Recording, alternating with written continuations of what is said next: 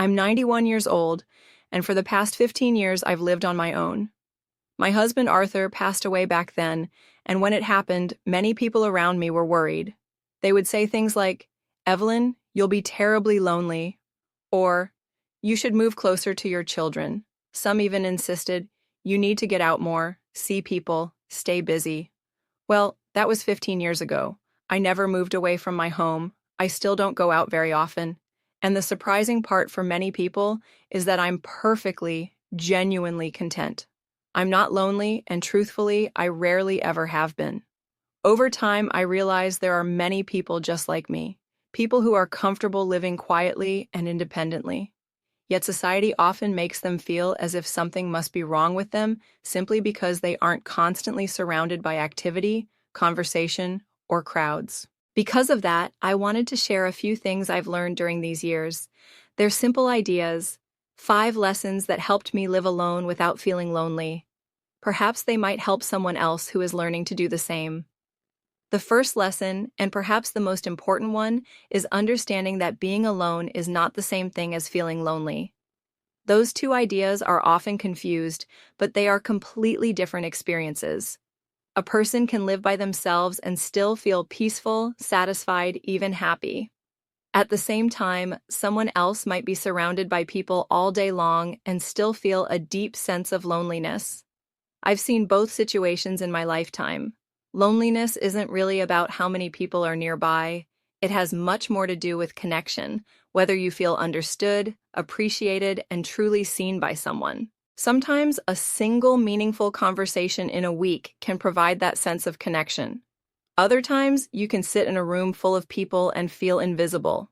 So the real question isn't, am I spending too much time alone? The real question is, do I have connection in my life that actually matters?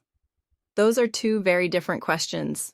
For example, I speak with my daughter Emily every Sunday afternoon. Our call usually lasts 20 minutes, sometimes 30. That time together means a great deal to me, and for my needs, it's enough. Of course, other people might want more interaction than that, and that's perfectly fine. Everyone's emotional needs are different. What matters is understanding your own needs instead of assuming you must constantly seek company simply because that seems to be what everyone else does. Often, you may discover you need far less social time than you once believed. The second lesson is about creating structure in your daily life. When you live with other people, routines tend to form naturally. Shared meals, conversations, and someone else's schedule often shape the flow of the day. But when you live alone, you need to create that structure for yourself. Without it, the days can begin to blur together in a way that feels strange and disorienting. My mornings follow a simple pattern. I wake up at 7. I prepare a cup of tea, always the same tea, in the same cup, and I sit in the same chair near the window. From there, I watch the birds visiting the feeder outside. I spend about 20 minutes doing that before moving on to read the news and then prepare breakfast. Some people might think that routine sounds dull, but to me it isn't dull at all. It's comforting. It gives the day a clear beginning and a sense of shape. It reminds me that each day matters. When Arthur was alive, dinner was always served at 5:30 because that was when he felt hungry after work. After he passed away, I realized something about myself. I wasn't actually hungry at that time. Most evenings I preferred eating closer to 7, so I changed my routine. That small change felt surprisingly freeing. For the first time, I was setting the rhythm of my day according to my own needs instead of someone else's schedule. Living alone allows you that kind of independence, and independence should not be mistaken for loneliness. The third lesson is to make sure something in your life depends on you. In my case, that something is my cat, Rosie. She's 11 years old, quite opinionated, and she expects breakfast every morning at precisely 7:15. If I happen to be late, she makes her disapproval very clear. But this idea doesn't necessarily require having a pet. It could be caring for plants, tending a garden, or even feeding birds regularly outside your window. Anything living that relies on your care can bring a sense of purpose. There will be days when getting out of bed feels more difficult than usual.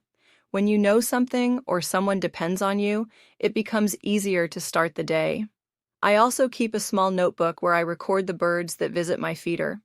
Whenever I notice one, I write down the date, the time, the species, and how many I saw. It may sound like a trivial hobby, but it encourages me to observe the world around me. It gives me something to look forward to and something to pay attention to. When you spend a lot of time alone, it helps to have small things that direct your attention outward. Otherwise, the silence can grow heavy, and your thoughts can begin to echo too loudly in your mind. The fourth lesson is learning to be selective about the people you spend time with. When you live alone, your social energy becomes very valuable. It's important not to waste it on relationships that leave you feeling drained or on conversations that don't truly matter. In my life, I have three close friends. Ruth, whom I met at church many decades ago. We've known each other for about 60 years. Elaine, who I see through my book club. And Clara, my neighbor down the street. She's 84 and also lives alone. Those three friendships are more than enough for me. They know me well. I enjoy their company. And whenever we spend time together, it feels genuine. That means far more to me than having dozens of casual acquaintances. For many years, I felt a little guilty about this.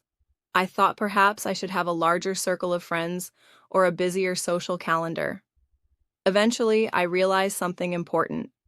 Quality matters much more than quantity.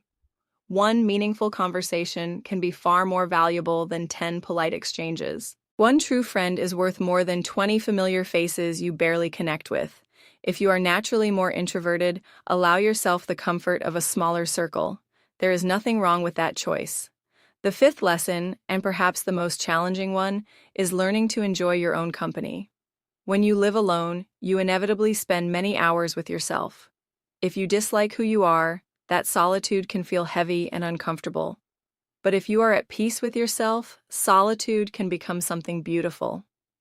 Reaching that point took me many years. When I was younger, I often believed there was something wrong with me. I thought I was too quiet, too reserved, too content staying at home. I would compare myself with more energetic and outgoing people and assume I was living life incorrectly. Eventually, I understood that I wasn't living incorrectly at all. I was simply living differently. I love reading books. I enjoy my quiet morning tea. I enjoy watching birds outside the window, spending time with my cat, going to bed early, and having calm, peaceful days. On the other hand, I've never particularly enjoyed crowded parties, long stretches of small talk, or staying constantly busy just to appear productive. At 91 years old, I have finally stopped apologizing for being the person I am. If you are living alone and struggling emotionally, it may help to ask yourself an honest question. Are you truly lonely? Or do you simply believe you are supposed to feel lonely? Those are two very different situations. One requires genuine connection with others.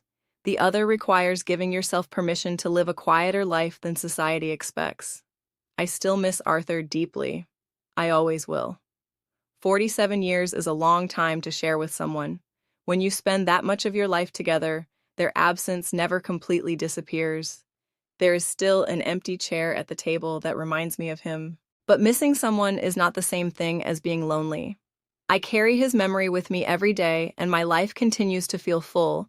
Different from before, certainly, but still meaningful. My children sometimes worry that I am isolated.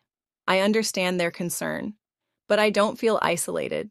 My life is simply quiet. I have my daily routines, my books, my birds, and Rosie keeping watch over the household. I have my three good friends. I have my weekly calls with Emily and holiday visits from the grandchildren. For me, that is enough. Truly enough. Some people thrive in busy environments surrounded by many others, and some people like me are comfortable in solitude. If you happen to be one of those people, there is nothing wrong with you. You are not missing a piece that everyone else possesses. You may simply be someone who is naturally suited to a quieter way of living. And when you allow yourself to embrace that quiet instead of fighting it, you may discover that it can become a very satisfying life.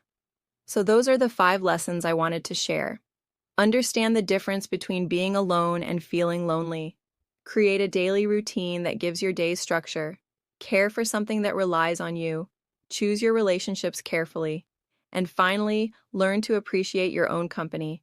That is everything I wanted to say today.